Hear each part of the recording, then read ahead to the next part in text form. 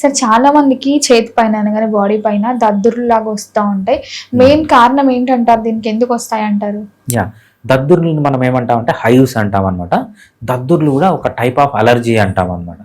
ఈ దద్దుర్లు రావడానికి రీజన్ ఏంటంటే, ఎక్కడైతే మనకు ఏదన్నా పడుతుంది మన బాడీ పైన, లేకపోతే మనం ఏదన్నా తీసుకుంటాము, లేకపోతే మనం ఏదన్నా ఇన్హేల్ చేస్తాము, ఏదన్నా తగులుతుంది, లేకపోతే మనం పూసే క్రీమ్స్ కానీ, ఒక మనిషికి దేనికన్నా అలర్జీ ఉండొచ్చు ప్రపంచంలో.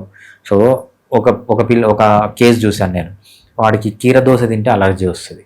అవును, కొంతమందికి ఫుడ్ తీసుకుంటే.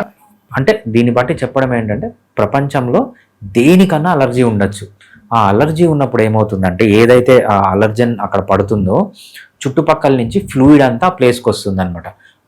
ఆ ప్లేస్కి వచ్చినప్పుడు ఏంటంటే, ఆ పర్టికులర్ ప్లేస్లో అది బంప్ లాగా కనిపిస్తుంది. ఫర్ ఎగ్జాంపుల్, ఒక కెమికల్ మీ బాడీలోకి ఎంటర్ అయింది. ఆ కెమికల్ మీ బాడీలోకి ఎంటర్ అయినప్పుడు మీ బాడీ ఏం చేస్తుంది అంటే, దాన్ని డైల్యూట్ చేయడానికి చూస్తుంది. డైల్యూట్ చేయాలంటే ఏంటి? ఆ ప్లేస్కు నీళ్లు తీసుకొని రావాలి. చుట్టుపక్కల ఉన్న ఏదైతే మీకు వాటర్ ఉంటుందో ఆ వాటర్ అంతా పర్టికులర్ ప్లేస్కి వచ్చినప్పుడు అది దద్దుర్లా కనిపిస్తుంది అనమాట. బేసిక్గా దద్దుర్లు అనేది ఆ కాన్సన్ట్రేషన్ ఆఫ్ ఆ కెమికల్ని తగ్గించడానికి మన బాడీలో ఉన్న మెకానిజం అనమాట. ఈ దద్దుర్లకు కూడా హోమియోపతిలో చాలా మంచి మెడిసిన్స్ ఉన్నాయి.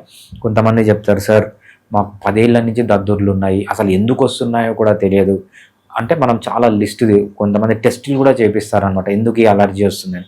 దాంట్లో కూడా బయటపడదు.